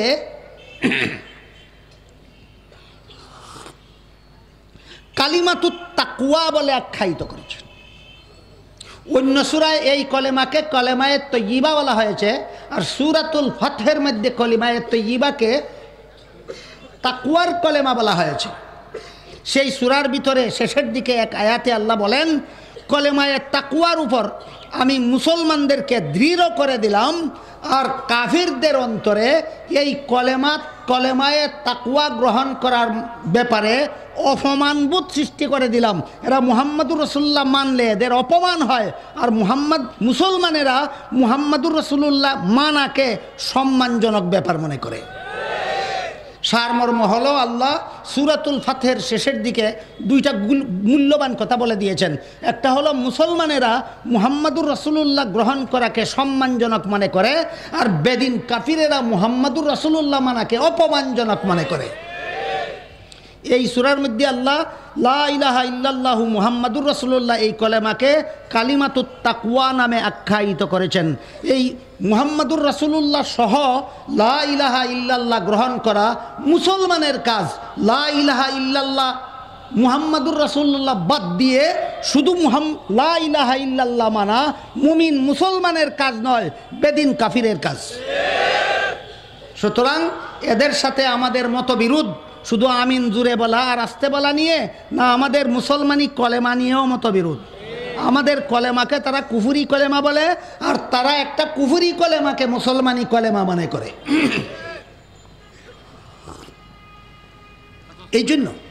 এই জন্য আমি বলেছিলাম যে আহলে সুন্নাত ওয়াল জামাত এর ব্যাখ্যা মতো আল্লাহ আরশে আছেন, এর মর্ম কি হয়, আর এই সমস্ত বাতিলদের ব্যাখ্যা মতো আল্লাহ আরশে আছেন এর মর্ম কি হয়, পরিষ্কারভাবেই বোঝা দরকার। যেহেতু সূরায়ে তাহা এর 5 নম্বর আয়াতে আল্লাহ বলে দিয়েছেন আর রহমানু আলাল আরশি ইস্তাওয়া, দয়াল আল্লাহ আরশে সমাসীন আছেন, অর্থাৎ আরশে বিদ্যমান আছেন। আরশে ই না আরশে ও। বাতিলরা আরশে ই বলে, আর আহলে সুন্নাত ওয়াল জামাত আরশে ও বলে। আহলে সুন্নাত ওয়াল জামাতের ব্যাখ্যা মতে আল্লাহ আরশে ও আছেন, আর লা মাযহাবীদের ব্যাখ্যা মতে আল্লাহ আরশে ই আছেন। এবার বুঝে থাকলে বলুন, আহলে সুন্নাত ওয়াল জামাতের পক্ষ থেকে কোরআনের ব্যাখ্যা আর লা মাযহাবীদের পক্ষ থেকে কোরআনের ব্যাখ্যায় ব্যবধান আছে কিনা? আহলে সুন্নাত ওয়াল জামাতের ব্যাখ্যা হলো সহিহ ব্যাখ্যা, বিশুদ্ধ ব্যাখ্যা। আহলে সুন্নাত ওয়াল জামাতের ব্যাখ্যা বাদ দিয়ে যারা কোরআনে ব্যাখ্যা করবে, এদের ব্যাখ্যা মন গড়া ব্যাখ্যা, এদের ব্যাখ্যা গলত ব্যাখ্যা, ভ্রান্ত ব্যাখ্যা। আহলে সুন্নাত ওয়াল জামাতের উলামায়ে কেরাম তাফসীরের কিতাবে উদাহরণ দিয়ে লিখেছেন। কি লিখেছেন বলার সহজে বোঝার জন্য বলার আগে আপনাদের কাছে জিজ্ঞাসা করতে চাই, আল্লাহ দেখেন কিনা? আল্লাহ শুনেন কিনা? আল্লাহ জানেন কিনা? আল্লাহর দেখতে কি চোখের দরকার হয়? আল্লাহ শুনতে কি কানের দরকার হয়? আল্লাহ জানতে কি কোনো রকমের মাধ্যমের দরকার হয়? আল্লাহ চক্ষু ছাড়াই দেখেন, আল্লাহ কান ছাড়াই শুনেন, আল্লাহ মাধ্যম ছাড়াই জানেন। ঠিক তেমনিভাবে আল্লাহ স্থান ছাড়াই থাকেন। খুব সহজে বোঝার জন্য উদাহরণ দিচ্ছি। অতীতকালে এমন এক সময় ছিল কিনা যখন আল্লাহ ছাড়া কোনো স্থান বলতে আর কোনো কাল বলতে আর কোনো ব্যক্তি বলতে কিছুই ছিল না। কোনো স্থান বলতে কিছুই ছিল না, শুধু আল্লাহ ছিলেন। কাল বলতে কিছুই ছিল না, শুধু আল্লাহ ছিলেন। কোনো ব্যক্তি বলতে কিছুই ছিল না, শুধু আল্লাহ ছিলেন। এমন একটা অতীতে এমন একটা অবস্থা ছিল কিনা? তখন আল্লাহ ছিলেন কিন্তু স্থান ছিল না, জমিনও ছিল না, আসমানও ছিল না, আরশও ছিল না, পাতালও ছিল না, স্থান বলতে কিছুই ছিল না, তখনও আল্লাহ ছিলেন। তাহলে প্রমাণ হয়ে গেল আল্লাহ থাকার জন্য তিনি কোনো স্থানের মুখাপেক্ষী নন। আমি থাকার জন্য একটা স্থানের মুখাপেক্ষী। আপনি যেখানে বসেছেন, ধরেন আপনি যদি একটা আসনে বসে থাকেন, আপনার অজ্ঞাতসারে আপনার নিচের থেকে যদি আসনটা হঠাৎ সরিয়ে ফেলা হয়, আপনি বসা থাকবেন না, পরে যাবেন। তাহলে প্রমাণ হয়ে গেল আপনি বসে থাকার জন্য একটা আসনের মুখাপেক্ষী। আল্লাহ থাকার জন্য আরশেরও মুখাপেক্ষী নন, আল্লাহ থাকার জন্য আসমানেরও মুখাপেক্ষী নন, আল্লাহ থাকার জন্য জমিনেরও মুখাপেক্ষী নন। প্রমাণ, যখন জমিন ছিল না, আসমান ছিল না, আরশ ছিল না, পাতাল ছিল না, তখনও আল্লাহ ছিলেন। সুতরাং বন্দার থাকায় আর আল্লাহর থাকায় কয়েকটা ব্যবধান আছে। এর মধ্যে একটা হলো বন্দা থাকে সীমিত স্থানে, আল্লাহ থাকেন সর্বত্র। বন্দার থাকায় আর আল্লাহ থাকায় একটা বেশ কম। বন্দা থাকে সীমিত স্থানে, আল্লাহ থাকেন সর্বত্র। বন্দা 2 নম্বর বা পার্থক্য, বন্দা যে স্থানে থাকে সেই স্থানের মুখাপেক্ষী হইয়া থাকে, আল্লাহ সর্বত্র থাকেন, কোন স্থানের মুখাপেক্ষী হয় নয়। সুতরাং আল্লাহ যদি আমরা যেভাবে কুরসিতে বসি, আমরা যেভাবে সুফায় বসি, এই লামযহাবী বাতিল দলের ব্যাখ্যা মতো আল্লাহ যদি আরশে বসে থাকেন, তাহলে আল্লাহ সুনির্দিষ্ট জায়গায় আছেন, অন্য জায়গায় নাই। আর আল্লাহ আরশের মুখাপেক্ষী হয়ে আছেন। আরশ যদি আল্লাহর নিচের থেকে সরিয়ে নেওয়া হয়, তাহলে আল্লাহ পরে যাবেন। বলুন, এটা ইসলামী ব্যাখ্যা না কুফরি ব্যাখ্যা? এটা বিশুদ্ধ ব্যাখ্যা না ভ্রান্ত ব্যাখ্যা? সুতরাং লামযহাবীরা আল্লাহ আছেন মানে আহলে সুন্নাত ওয়াল জামাতের ব্যাখ্যা মতো না মন গড়া ব্যাখ্যা মতো? এই জন্য আহলে সুন্নাত ওয়াল জামাতের উলামায়ে কেরাম তাফসীরের কিতাবে লিখেছেন, এইগুলি এই সমস্ত আয়াত হইল আয়াতে মুতাশাবিহাতের অন্তর্ভুক্ত। এবার আমরা একটু বোঝার চেষ্টা করি আয়াতে মুতাশাবিহাত কাকে বলে। কোরআনের আয়াতগুলি প্রথমত 2 প্রকার। এক প্রকার আয়াতের শব্দগুলির সুনির্দিষ্ট অর্থ আছে, আর এক প্রকার আয়াতগুলির অংশের কোনো সুনির্দিষ্ট অর্থ নাই। যেমন আলিফ লাম মিম একটা আয়াত, এই আয়াতের 3টা অংশ, আলিফ একটা অংশ, লাম একটা অংশ, মিম একটা অংশ। কোনো অংশের কোনো সুনির্দিষ্ট অর্থ নাই, কোনো অংশের কোনো সুনির্দিষ্ট অর্থ নাই। এইগুলিকে তাফসীরের পরিভাষায় হুরুফে মুকাত্তাআত বলা হয়। আর কতগুলি আয়াত আছে, এই আয়াতগুলির সুনির্দিষ্ট অর্থ আছে, কিন্তু আয়াতগুলিকে আল্লাহ মূল অর্থে ব্যবহার করেননি, রূপক অর্থে ব্যবহার করেছেন। এই আয়াতগুলিকে আয়াতে মুতাশাবিহাত বলা হয়। যেমন এক আয়াতে আল্লাহ বলেন ইয়াদুল্লাহি ফাওকা আইদিহিম। আল্লাহ পাক রব্বুল আলামিন বলেন ইন্নাল্লাযীনা ইউবাইউনাকা ইন্নামা ইউবাইউনাল্লাহ ইয়াদুল্লাহি ফাওকা আইদিহিম ফামান নাকাসা ফাইন্নামা ইয়ানকুসু আলা নাফসিহি ওয়ামান আওফা বিমা আহাদা আলাইহুল্লাহ ফাসাইউতিহি আজরান আযীমা। হে রাসূল করিম সাল্লাল্লাহু আলাইহি ওয়াসাল্লাম, যারা আপনার হাতে বায়াত হয়, আপনার হাতে কি হয়? বায়াত হয়। বায়াত আল্লাহর ভাষায় বলে বায়াত হওয়া, এইটাকেই আমাদের ভাষায় বলি মুরিদ হওয়া। কিছু লোক এমনও আছে সমাজে যারা মুরিদ হওয়াকে বেদাত বলে। পীর সাহেব মুরিদ করেন আর সাধারণ মানুষ তার হাতে ধরে মুরিদ হয়, এটাকে পীর মুরিদি বলা হয়। আমাদের সমাজে এমনও কিছু পণ্ডিতকে দেখতে পাওয়া যায়, এদের এই সমস্ত পণ্ডিত লামযহাবীদের মধ্যে বিদ্যমান। এই সমস্ত লামযহাবী পণ্ডিতেরা কয় পীর মুরিদি বেদাত। পীর মুরিদি কোরআনেও নাই, হাদিসেও নাই। আমি বলতে চাই বেশ দুদক কোরআনেও নাই, হাদিসেও নাই। তোমার বেশতেও ঠিকানা নাই, জাহান্নামেও ঠিকানা নাই। বেহেশত ফার্সি শব্দ, এটা কোরআনে পাবেন কোথার থেকে? দুদক ফার্সি শব্দ, এটা হাদিসে পাবেন কোথার থেকে? আমরা যেই জিনিসটাকে ফার্সি ভাষায় বেহেশত বলি, এইটাকেই কোরআনের ভাষায় জান্নাত, হাদিসের ভাষায় জান্নাত বলে। আমরা ফার্সি ভাষায় যে জিনিসটাকে দুদক বলি, কোরআন হাদিসের ভাষায় সেটাকে জাহান্নাম বলে।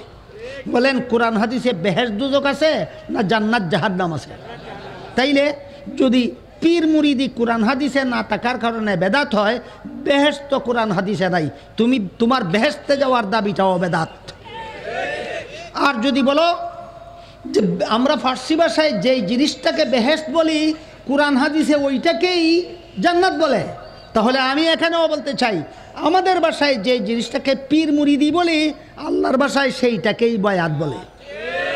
এবার বলুন পীর মুরিদি কোরআন হাদিসে আছে কি নাই? পরিষ্কার ভাষায় আল্লাহ পাক রব্বুল আলামিন বলছেন ইন্নাল্লাযীনা ইউবাইউনাকা ইন্নামা ইউবাইউনাল্লাহ ইয়াদুল্লাহি ফাওকা আইদিহিম। হে রাসূল করিম সাল্লাল্লাহু আলাইহি ওয়াসাল্লাম, আপনার হাতে যারা বায়াত হয়, বায়াত শব্দের শাব্দিক অর্থ হলো বেচা কিনা করা। মুরিদে একটা জিনিস, 2টা জিনিস বিক্রি করে পীরের হাতে ধরে, এবং পীর আল্লাহর পক্ষ থেকে মুরিদের 2টা জিনিস কিনে নেয়। সুতরাং পীর মুরিদি একটা বেচা কিনার নাম, পীর মুরিদি একটা বেচা কিনার নাম। মুরিদে কি করে? 2টা জিনিস পীরের হাতে ধরে, আল্লাহ পীরের হাতে ধরা মানে পীরের সাক্ষী রাখা। মুরিদে একজন আল্লাহওয়ালাকে পীর মেনে ওই পীরকে সাক্ষী রেখে নিজের দুইটা জিনিস আল্লাহর কাছে বিক্রি করে দেয়, এর বিনিময়ে আল্লাহর জান্নাতের খরিদ্দার হয়ে যায়। এটাকে আল্লাহর কোরআনের ভাষায় বলা হয়েছে বায়াত হওয়া। আল্লাহ বলেন, হে রাসূল করিম সাল্লাল্লাহু আলাইহি ওয়াসাল্লাম, যারা আপনার হাতে ধরে বায়াত হয়, অর্থাৎ নিজের জানমাল বিক্রি করে আর আল্লাহর জান্নাতের খরিদ্দার হয়। বলুন, বায়াত হওয়ার মানে কি? নিজের জানমাল বিক্রি করা আর জান্নাত খরিদ করা। কার কাছে বিক্রি করা? আল্লাহর কাছে। কার কাছ থেকে জান্নাত খরিদ করা? আল্লাহর কাছ থেকে। কার মাধ্যমে? পীরের মাধ্যমে। পীরের মাধ্যমে, পীরের হাতে ধরে আমি আমার পীরকে মাধ্যম সাব্যস্ত করলাম আল্লাহর কাছে আমার জানমাল বিক্রি করার জন্য, আল্লাহর কাছ থেকে তার জান্নাতের খরিদ্দার হওয়ার জন্য। এই বিষয়টাকে আল্লাহ বলেন, ইন্নাল্লাযীনা ইউবাইউনাকা, নিশ্চয়ই আপনার হাতে ধরে যারা বায়াত হয়, এরা প্রকারান্তরে আল্লাহর হাতে ধরেই বায়াত হয়। রাসূলের হাতে ধরে যারা বায়াত হয়, রসুলের হাতে ধরে যারা মুরিদ হয়, এরা আল্লাহ বলেন এরা আল্লাহর হাতে ধরে এই মুরিদ হয়। তো আল্লাহরও কি আমার মতো রক্তে মাংসে করা হাত আছে যাকে ধরে মুরিদ হওয়া যায়? তাইলে আমি আল্লাহর হাতে ধরে মুরিদ হওয়ার অর্থটা কি? আল্লাহর হাতে ধরে মুরিদ হওয়া এখানে মূল অর্থে আল্লাহ বলেননি, রূপক অর্থে বলেছেন। মূল অর্থে বলেছেন না রূপক অর্থে বলেছেন? রূপক অর্থটা কি? যেহেতু আমি আল্লাহর তোমার মতো রক্তে মাংসে করা হাত নাই, কাজে আমার হাতে তোমার রক্তে মাংসে করা হাতে ধরার উপায় নাই। আমার পক্ষ থেকে একজন ওলিকে আমি উকিল সাব্যস্ত করে দিলাম। আমার পক্ষ থেকে সাব্যস্ত করা উকিলের হাতে যেই ব্যক্তি জানমাল বিক্রি করলো, সে আমি আল্লাহর হাতেই বিক্রি করলো। আমার সাব্যস্ত করা উকিলের মাধ্যমে যে জান্নাত খরিদ করলো, সে আমি আল্লাহর কাছ থেকেই জান্নাত খরিদ করলো। এবার বলুন, এখানে আল্লাহর হাত কথাটা যে আল্লাহ বলেছেন, আহলে সুন্নাত ওয়াল জামাতের ব্যাখ্যা মতো আমার মতো রক্তে মাংসে গড়া একটা হাত আছে আল্লাহর, না রূপক অর্থে বলেছেন? যেমনভাবে আল্লাহর হাত কথাটা কোরআনে হাদিসে আল্লাহ মূল অর্থে বলেননি, রূপক অর্থে বলেছেন। যেভাবে আল্লাহর চেহারা নামের কথাটা আল্লাহ কোরআনে হাদিসে, রসুল তার হাদিসে মূল অর্থে বলেননি, রূপক অর্থে বলেছেন। যেমনভাবে আল্লাহর পা বলতে আমাদের পায়ের মতো পা বুঝাবার জন্য বলেননি, রূপক অর্থে বলেছেন। ঠিক তেমনিভাবে আল্লাহ আরশে সমাসীন হয়েছেন, আমাদের মতো কুরসিতে সমাসীন হওয়ার অর্থে বলেননি, রূপক অর্থে বলেছেন।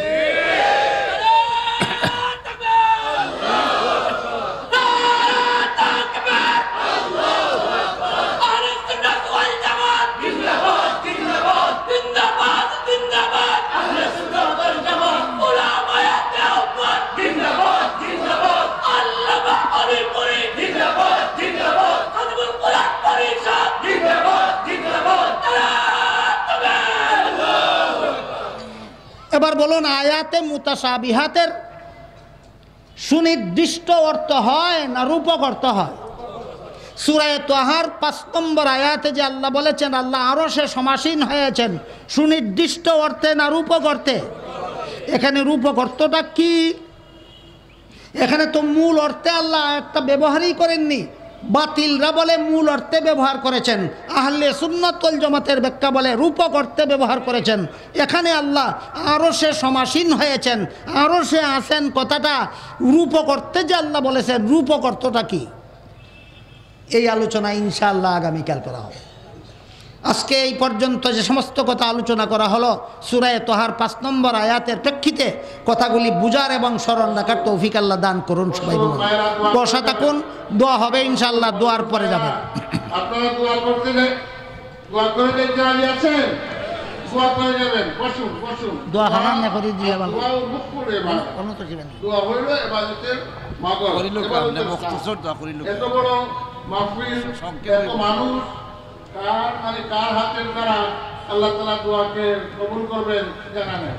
এই জন্য অনেক মানুষ যাচ্ছি, অনেক মানুষ বিমারি আছে, আমরা অনেক মানুষ বিভিন্ন ধরনের বিপদগ্রস্ত আছে। আমরা সকলের জন্য দোয়া করব এবং আগামীকালকে এইভাবে আমাদের আগামীকালকে শেষ দিন হযরত অলিপুরি সাহেব শেষ তাফসীর পেশ করবেন এবং আমাদের বাংলাদেশের প্রখ্যাত শাইখুল হাদিস হযরতুল্লাহ মাওলানা তফজ্জুল হক স্যার হবিগঞ্জ হুজুর দাওয়াত করেন। আসসালামু আলাইকুম সম্মানিত ভিউয়ার্স, আদর্শ জীবনের পক্ষ থেকে আপনাদের স্বাগত জানাচ্ছি। আমার ভিডিও দেখে যদি আপনাদের ভালো লাগে তাহলে অবশ্যই লাইক, কমেন্ট এবং সাবস্ক্রাইব করে আমাকে উৎসাহিত করবেন। জাযাকাল্লাহ খায়র।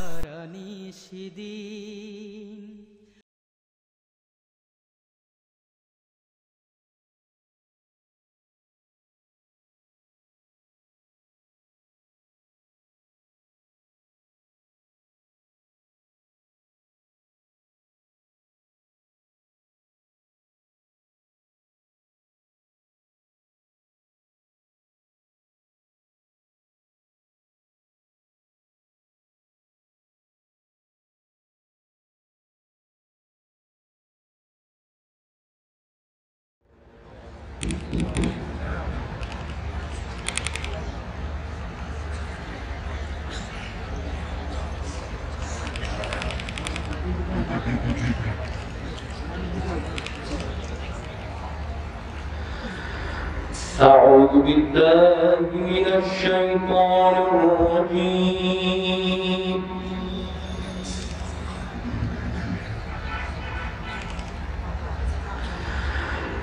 بسم الله الرحمن الرحيم.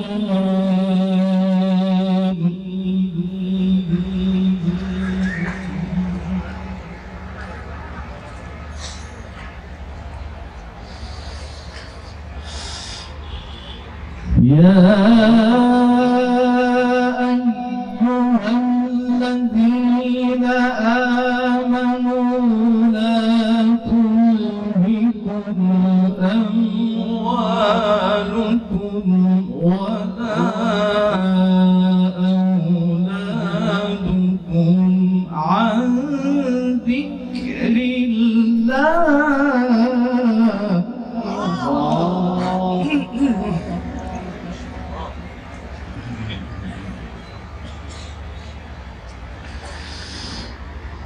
ومن يفعل ذلك فأولئك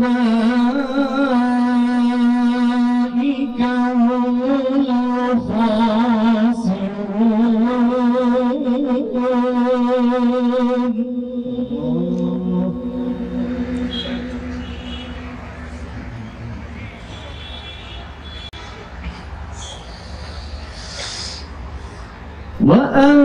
وأنفقوا مما رزقناكم من قبل أن يأتي أحدكم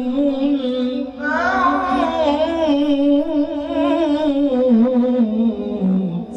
الله ما شاء الله.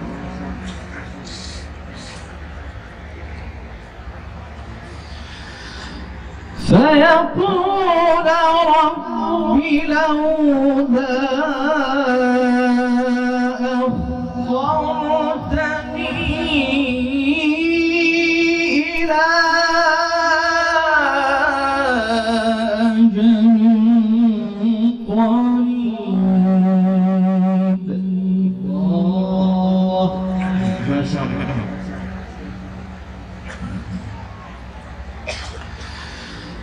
فأصدق وأكن من الصالحين.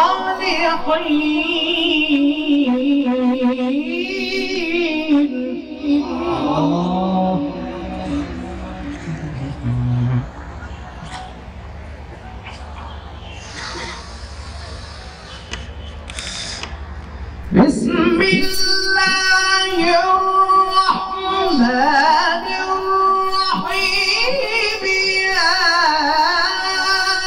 أيها الذين آمنوا لا تلهكم أموالكم ولا أولادكم عن ذكر الله. الله تكبير. أحسنت واجمل.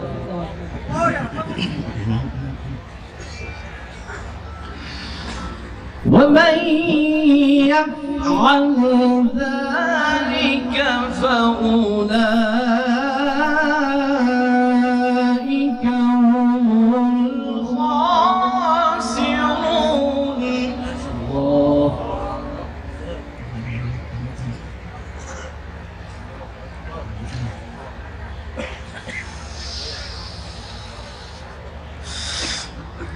بسم الله الرحمن الرحيم. يا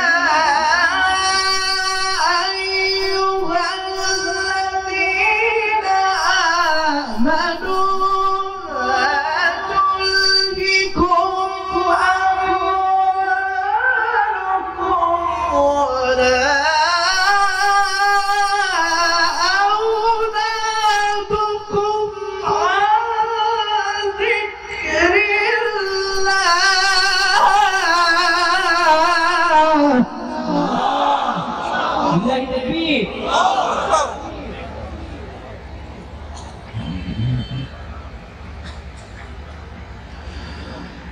ومن يفعل ذلك فأولئك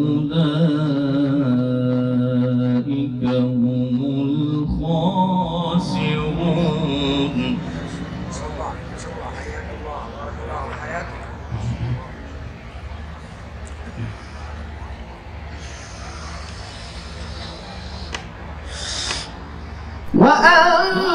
وأنفقوا مما رزقناكم من قبل أن يأتي أحدكم الموت فيقول رب لولا أخرتني إلى أجل قريب.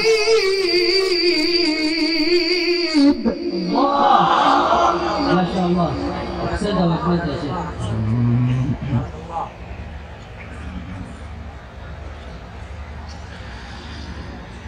فأصدق وأكن من الصالحين.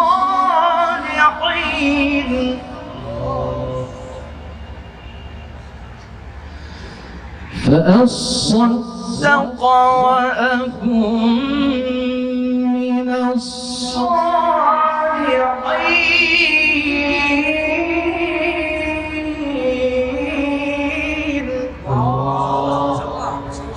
ما شاء الله. الله يزيدك.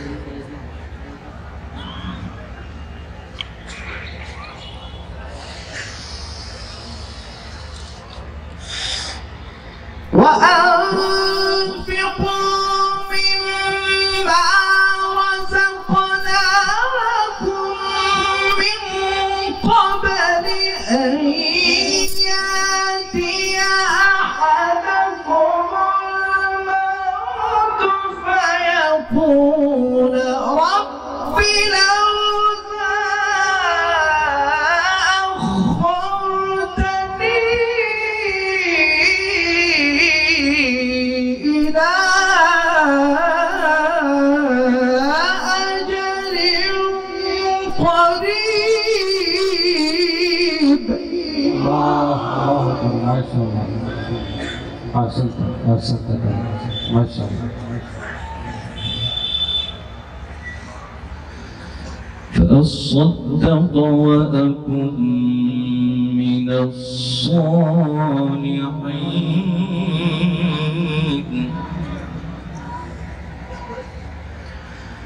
فأصدق وأكن من الصالحين.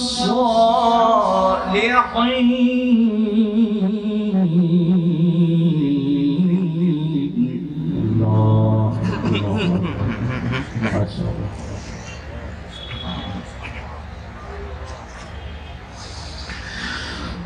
ولن يؤخر الله نفسا إذا جاء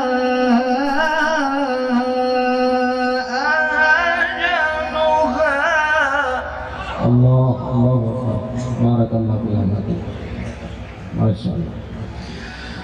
والله خبير بما تعملون. الله الله أكبر ما شاء الله.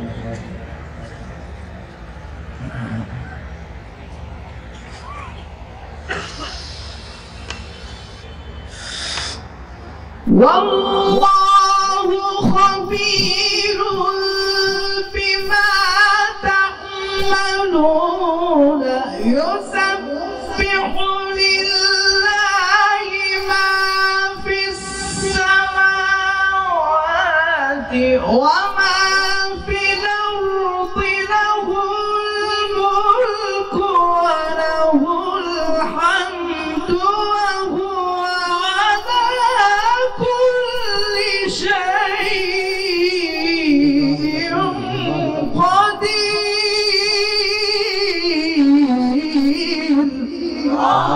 الله ما شاء الله ما شاء الله. لله التكبير. ما شاء الله. أحسنت ذلك أحسنت ذلك ما شاء الله. بارك الله في الحياة. هو الذي خلقكم فمنكم كافر ومنكم مؤمن. الله ما شاء الله. هو الذي خلقكم فمنكم كافر ومنكم مؤمن. الله أكبر الله أكبر الله ما شاء الله. أحسنت ذلك. والله بما تعملون بصير. الله الله أكبر. بارك الله في حياتك. أحسنت ذلك ما شاء الله ما شاء الله. ولن يؤخر الله نفسا إذا جاء أجلها. الله الله أكبر الله أكبر ما شاء الله. أحسنت ذلك ما شاء الله.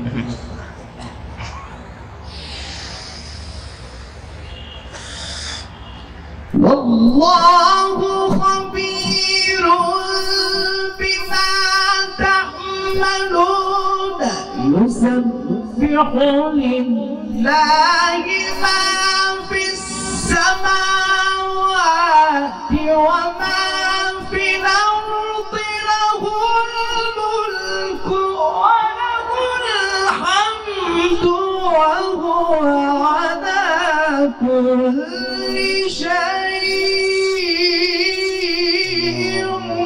قدير. الله أكبر الله أكبر الله أكبر ما شاء الله. بارك الله في الحياة ما شاء الله.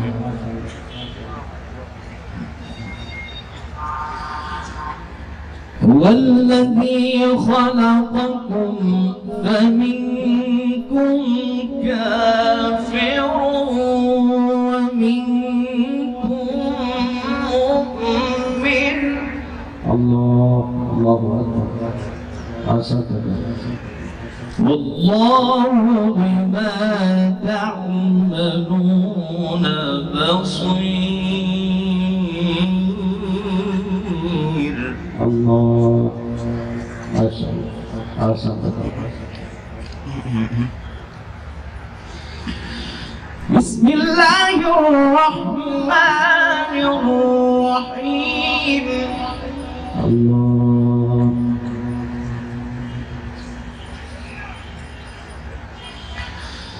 بسم الله الرحمن الرحيم. الله أكبر الله أكبر. أحسنت ذلك. سبح اسم ربك الأعلى. الله الله أكبر الله أكبر. الذي خلق فسوى الله بسم الله الرحمن الرحيم سبح اسم ربك الأعلى الله الله أكبر ما شاء الله أحسنت بارك الله في حياتك ما شاء الله الذي خلق فسوى والذي قدر فهدى الله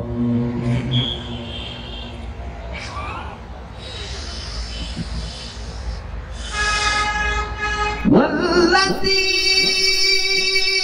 أخرج المرعى فجعله غثاء نحوا سنقرئك فلا تنسى إلا ما شاء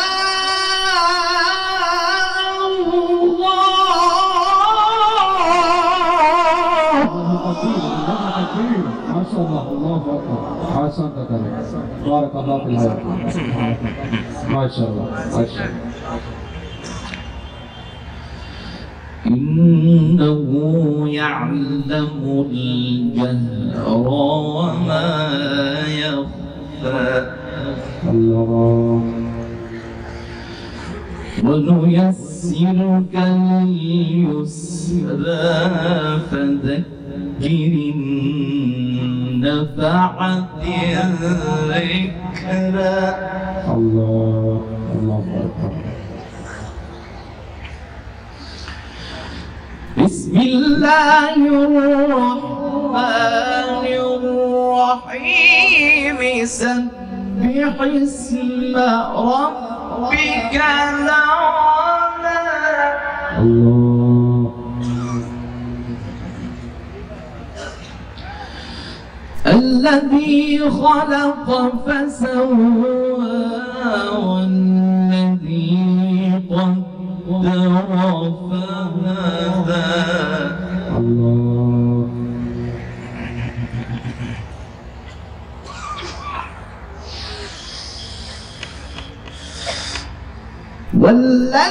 والذي أخرج المرعى فجعله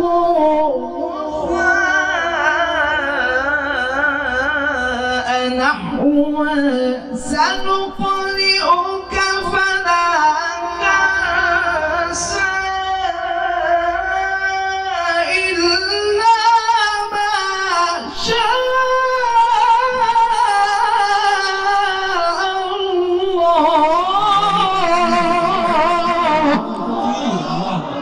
ما شاء الله شكرا ما شاء الله بارك الله في حياتك ما شاء الله إنه يعلم الجهر وما يخفى ونيسرك لليسرى فذكر النفعة الذكرى الله أحسنت ما شاء الله سيذكر من يخشى ويتجنبها الأشقى الله ما شاء الله الذي يصلى النار الكبرى الله الذي يصلى النار الكبرى الله ثم لا يموت فيها ولا يحيا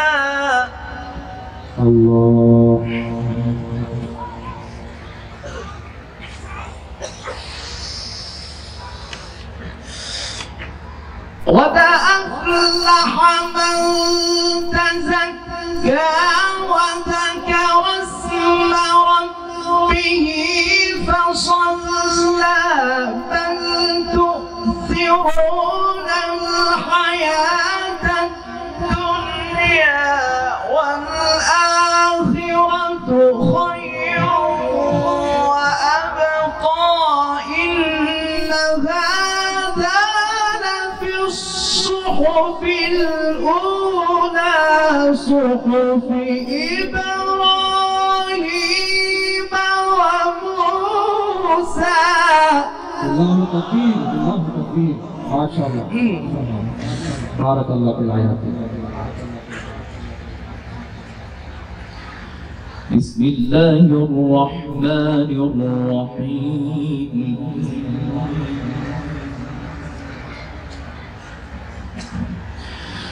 بسم الله الرحمن الرحيم. الله والضحى الله الله أكبر. والليل إذا سجى الله ما ودعك ربك وما قلى. الله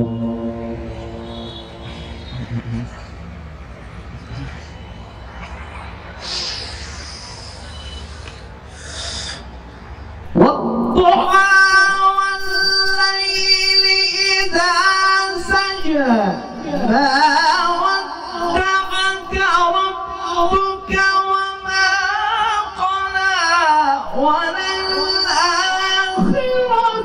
خير لك من الأولى ولسوف يعطيك ربك فترضى. ألم يجدك يتيما فآوى.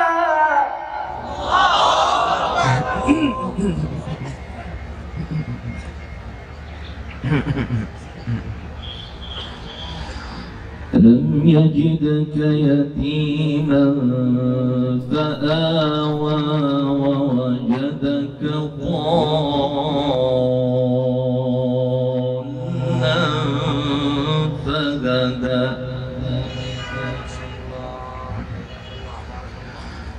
ووجدك عائلا فأغنى.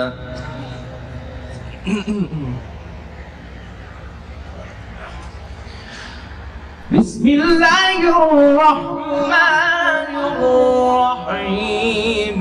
والضحى والليل إذا سجى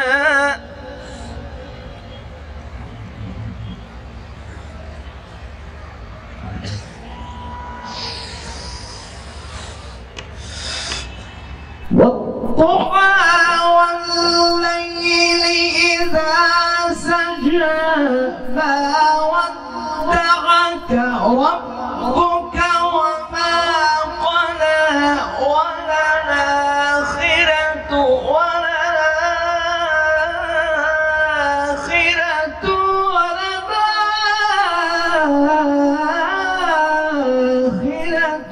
خير لك من الأولى ولسوف يعطيك ربك فترضى. الله أكبر الله أكبر ما شاء الله ما شاء الله. ألم يجدك يتيما فآوى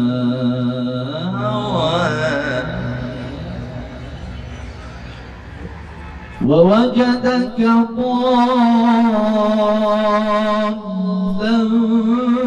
فهدى ووجدك عائلا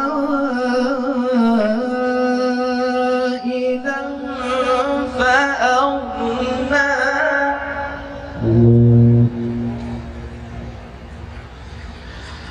فأما اليتيم فلا تقهر وأما السائل فلا تنهر وأما بنعمة ربك فحدث. بسم الله الرحمن الرحيم. إذا جاء نصر الله والفتح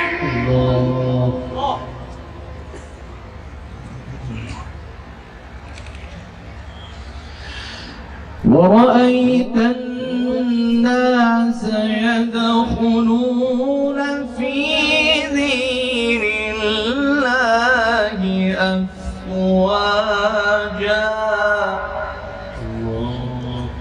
فسبح بحمد ربك واستغفره إنه كان توابا. الله.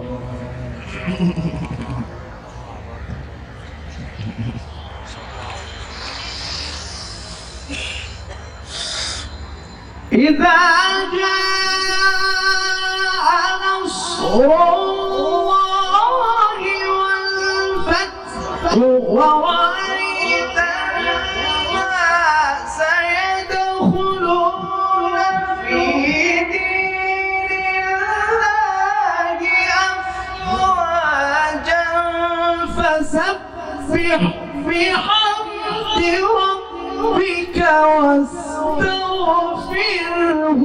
إنه كان توابا. الله. لله تكبير. لله تكبير. ما هذا الجمال يا أستاذ، ما شاء الله. إذا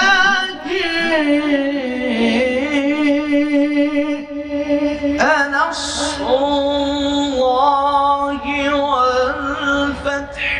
الله.